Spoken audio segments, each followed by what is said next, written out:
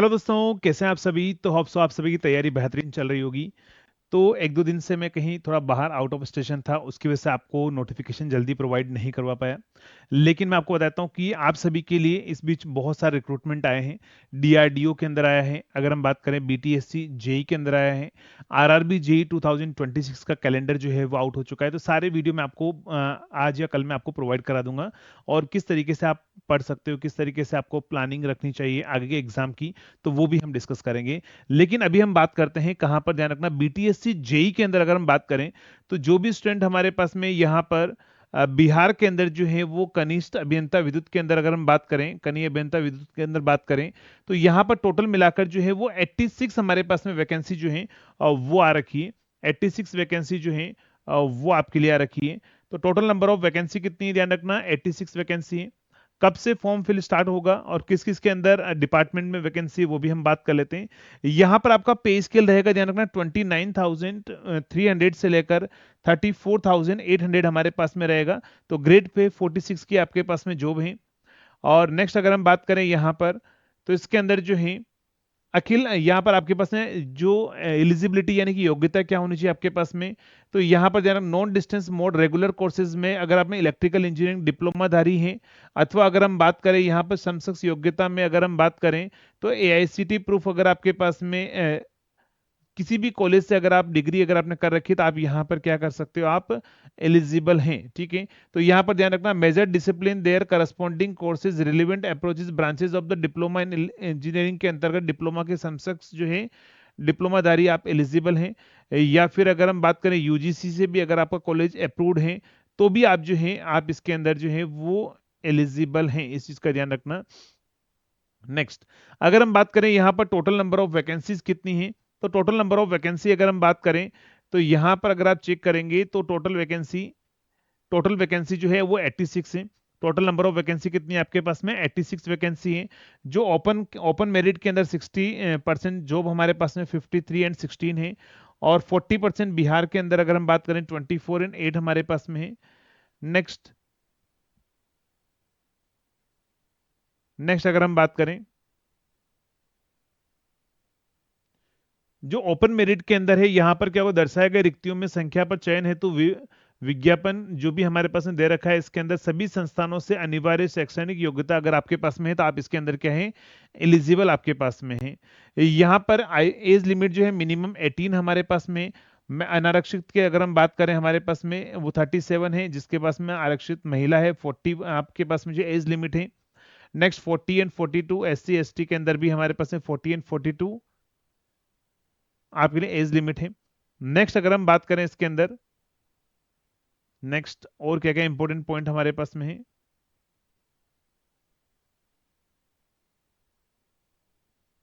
चलिए, बाकी सारे सर्टिफिकेट जो हैं वो आपको नॉन क्लेमर से हो अगर आपके पास में, अगर आप यहाँ पर ओबीसी नॉन क्लेमर में आते हो तो आपको सर्टिफिकेट जो है वो सारे आपको बनवाना जरूरी है, ध्यान रखिएगा। सारे सर्टिफिकेट जो है वो आप अपने लेटेस्ट ही बनवा के रखिएगा। आपको ज्यादा पुराने जो सर्टिफिकेट हैं वो आपको नहीं लगाना है इसके अंदर। नेक्स्ट चलिए, अगर हम बात करें यहाँ पर तो फोटो आईडी के बारे में इन्होंने दे रखा है। चलिए अब हम बात करते हैं हमारे पास में सिलेक्शन प्रोसेस क्या होगा। सिलेक्शन प्रोसेस के अंदर अगर हम बात करें आपका सीबीटी एग्जाम होगा। सिलेक्शन प्रोसेस के अंदर अगर हम बात करें तो आपका सीबीटी एग्जाम होगा इसके अंदर। और यहाँ पर हमारे पास 25 मार्क्स जो हैं 25 सॉरी 70 आपके पास में क्या होगा, सीबीटी एग्जाम होगा वो 25 मार्क्स 75 मार्क्स का होगा। सीबीटी एग्जाम जो है 75 मार्क्स का हमारे पास में रहेगा। और 25 मार्क्स मार्क्स जो है वो क्या है हमारे पास में, कनीय अभियंता अथवा समान पद पर संविदा के आधार पर जो भी कार्य करने वाले लोग हैं जो ऑलरेडी पहले से संविदा पर काम कर रहे हैं, तो उनको क्या होगा, उनके लिए 5 अंक, जिसकी अधिकतम सीमा 25 अंक होगी हमारे पास में। 5 अंक से लेकर 25 अंक तक आपको उनको दिया जाएगा। किसी वर्ष के अंश के लिए कार्यरत दिवसों की संख्या में 5 से गुना करने पर 65 से भाग देकर अनुपातिक अंक जोड़ा जाएगा। मतलब किसी ने लेट ज्वाइन किया तो उसी के हिसाब से ज्वाइन किया जाएगा। मतलब आपको जो मैक्सिमम जो है वो 25 मार्क्स जो है उनको दिए जाएंगे। टोटल मिला के 100 मार्क्स का होगा।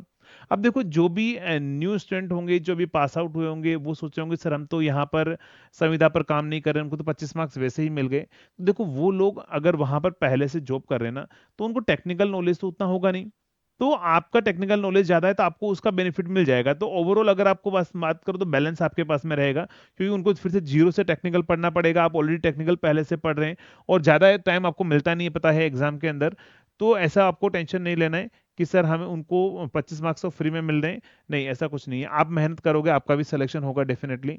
नेक्स्ट, आपका जो मेन सिलेक्शन होगा वो 100 मार्क्स में से होगा। क्वेश्चन में क्या होंगे ध्यान रखना, टोटल मिला के 100 क्वेश्चन होंगे, जिसके अंदर अगर हम बात करें क्या क्या रहेगा 100 क्वेश्चन के अंतर्गत, अगर हम बात करें यहाँ पर डिप्लोमा इंजीनियरिंग के 3 वर्षीय डिप्लोमा के निर्धारित जो भी आपके पास है डिप्लोमा इंजीनियरिंग के अंदर जो है 3 साल का जो डिप्लोमा है, उसके अंदर जो भी आपका सिलेबस रहता है वो सारा आपको पूछा जाएगा ना, सारा आपको पूछा जाएगा। अगर आपके पास में एक से अधिक अगर पारियों में अगर एग्जाम होता है तो नॉर्मलाइजेशन भी आपके पास में होगा। नेगेटिव मार्किंग जो है वो हमारे पास में क्या है 1/4 नेगेटिव मार्किंग है, इस चीज का ध्यान रखना है। Next, next,